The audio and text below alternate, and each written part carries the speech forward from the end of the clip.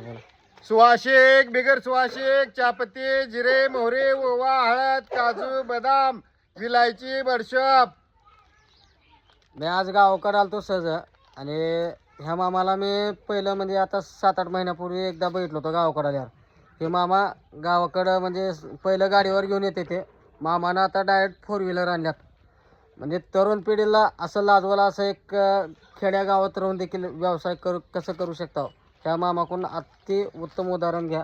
मामानं direct 2 wheeler करता करता direct 4 व्हीलरमध्ये. पहिलं मामाकडं पिशवीत थोडं मावत नव्हतं जास्त म्हणून आता मामानं सगळ्याच बारदाना ठेवल्यात.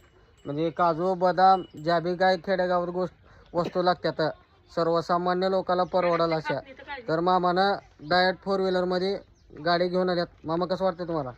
भैया आजकाल लंगड्या लोकांना म्हाताऱ्या लोकांना गावापर्यंत उमरग्यापर्यंत शहरापर्यंत जाता येत नाही. मी ही सोय तुमच्या घरापर्यंत आणि योग्य दरात 10-5 रुपयाला देखील मी सूट देऊन सनी गरीब लोकांना मी त्यांची सोय करत असतो. मी गावापर्यंत घरापर्यंत जाऊन घरपोच करत असतो. हे माझा धंदा पण त्यांनी विश्वासाने